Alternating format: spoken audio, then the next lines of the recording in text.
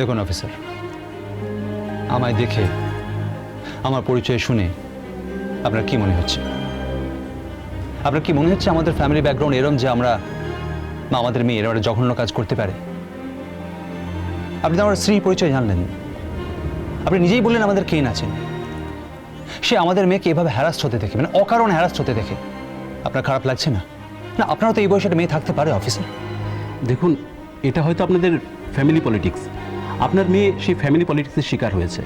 আমরা শুধুমাত্র আমাদের ডিউটি পালন করেছি।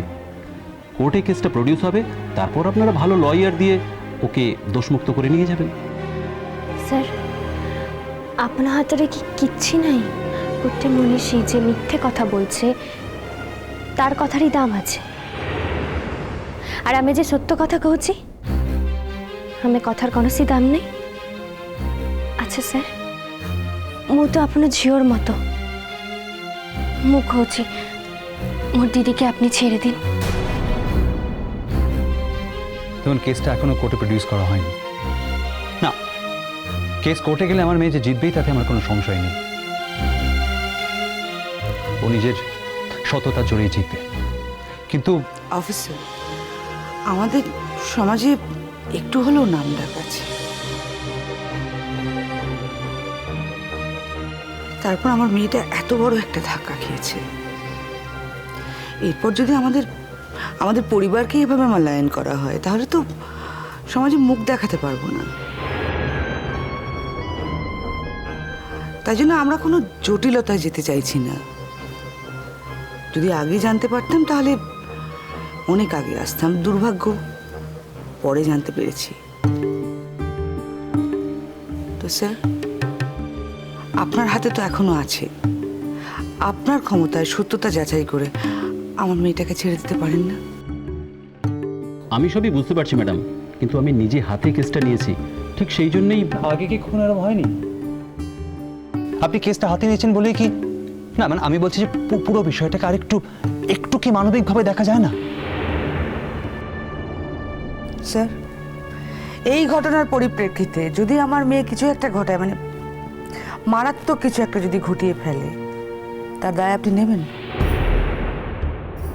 আমি কিন্তু কাউকে ছেড়ে কথা বলতে পারবো না। দেখুন অফিসার, আমরা চাই না ক্ষমতার অপব্যবহার করতে, কিন্তু আপনার কি জানা আছে যে আমরা চাইলে আমাদের মেয়েকে এক্ষুনি ছাড়িয়ে নিয়ে যেতে পারি? আমার কয়েকটা ফোনে আপনি এক্ষুনি আমাদের মেয়েকে ছেড়ে দেবেন, কিন্তু না, আমি জীবনে কখনো কোনো অনৈতিক কাজ করিনি, তাই আজও করব না। সেজন্য আমি আপনাকে অনুরোধ করছি, আপনি বিচার করে দেখুন কে সত্যি বলছে আর কে বলছে না।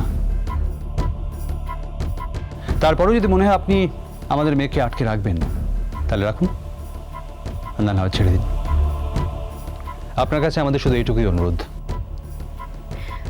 ଆପଣ କହୁଛନ୍ତି ଯେ ଆପଣ ସବୁ ବୁଝିପାରୁଛନ୍ତି যে অন্য কেউ অন্যায় করছে, আর ভূমি দিদি ফ্যামিলি পলিটিক্সের শিকার হচ্ছে। তাহলে যখন আপনারা ସବୁ বুঝিপারুଛନ୍ତି, তাহলে ভূমি দিদিকে আটকে রেখেছেন কাহিকি? অফিসার, কোর্টে আমরা যেতেই পারি, কিন্তু আমাদের ফ্যামিলির কোনো ব্যাপার কোর্টে গেলে মিডিয়ায় নানাভাবে লেখালেখি হবে। আমার মেয়েটা আর সুস্থভাবে বাঁচতে পারবে না। আমি আমার মেয়ের সুস্থ মানসিক অবস্থা চাই। আপনাকে সব কথা খুলে বললাম। মেয়েটা কয়েকদিন আগে তার হাজব্যান্ডকে হারিয়েছে। এই মুহূর্তে ওর কি মনের অবস্থা নিশ্চয়ই বুঝতে পারছেন আপনি। মেয়েটাকে অনেকবার বলেছি আমাদের কাছে চলে আসতে, রাজি হয়নি। ওখানেই থাকতে চেয়েছে, ওদেরকে আঁকড়ে ধরে বাঁচতে চেয়েছে আমার মেয়েটা।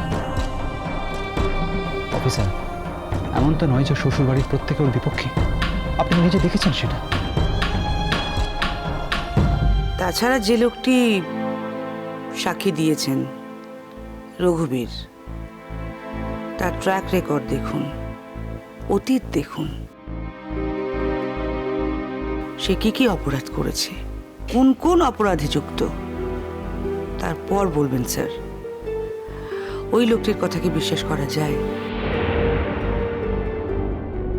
আজ যদি আপনাকে ফাঁসানোর জন্য কেউ আপনার নামে উল্টোপাল্টা বলে, আপনার মনের অবস্থা কি হবে অফিসার? দেখুন, আমি কিন্তু আপনার কাছে কোনো ফেভার চাইতে আসিনি, আপনাকে সত্যিটা বললাম। আপনাকে বললাম পুরো বিষয়টা একটুখানি আরেকটু মানবিকভাবে দেখতে। তারপরেও যদি আপনি আপনার জায়গায় স্টিক করে থাকেন, তাহলে সত্যি আমার আর কিছু বলার নেই। আমরা একটু ভূমিকে দেখতে চাই, পারমিশন পাওয়া যাবে? হ্যাঁ,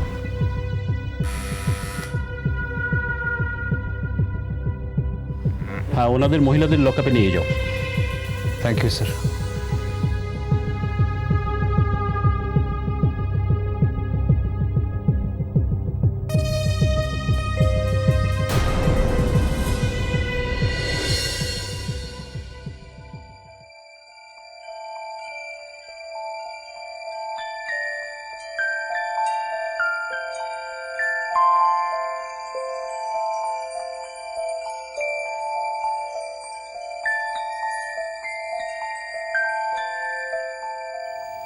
ভূমি,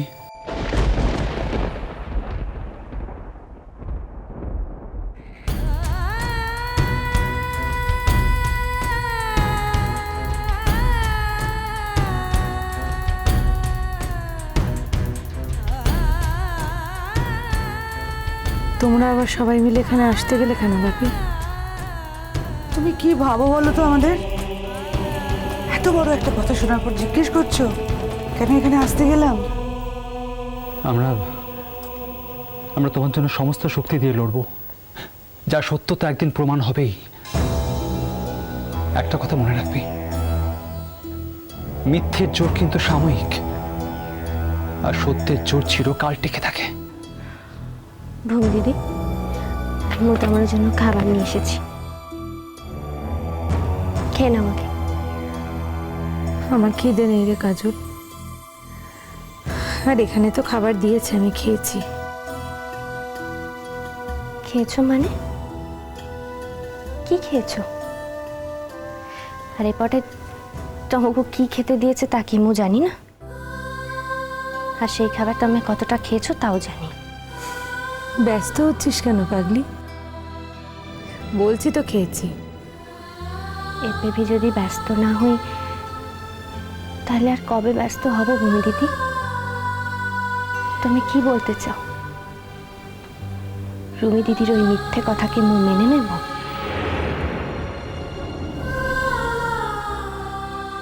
ভূমি, মা আমার, আমি তোকে বলছি তুই একদম ভয় পাস না, এই কেসটা একদম ধোপে টিকবে না। আমি খুব বড় একটা লয়ার অ্যাপয়েন্ট করেছি। কি দরকার বাপি? এটা তুমি কি বলছো ভূমি? অন্যায় যে করে সে যেমন দোষী, অন্যায় যে সহ্য করে সে সমানভাবে দোষী। একদিনে চেহারাটার কি অবস্থা হয়েছে মা, তোর দিকে ভালো করে তাকানো যাচ্ছে না। তোমার শ্বশুর বাড়ির কেউ এসেছিলেন? ছোটকা ছোট কাকিমা এসেছিল। তবু ভালো। মা, তোমরা রুমিকে দোষ দিও না, ওর কোনো দোষ নেই। ও তোর দাদা ভাইকে হারিয়েছে, আর অতীতে আমি এমন সব নজির রেখেছি যে ও কিছুতেই আমাকে বিশ্বাস করতে পারছে না। ও বিশ্বাস করতে পারছে না বলে মিথ্যে সাক্ষী এনে দাঁড় করাবে, মিথ্যে পথে যাবে। নিজের মনের সন্দেহ এক জিনিস, আর সেই সন্দেহকে অন্যের মনে সত্যি হিসেবে প্রমাণ করার চেষ্টাটা অন্য জিনিস। ভূমি দিদি, রুমি দিদিকে মুখ কোনোসি দিন ক্ষমা করতে পারিব না। তুমি দেখে নিও, রুমি দিদিকে একদিন তম পাখরে এসে ক্ষমা চাইতেই হবে। হ্যাঁ ভূমি দিদি, মিলিয়ে নিও মোর কথা। এখানে কিন্তু 5 মিনিটের বেশি থাকতে দেয় না। বাপি, মা, তোমরা এবার বাড়ি যাও। Sunday,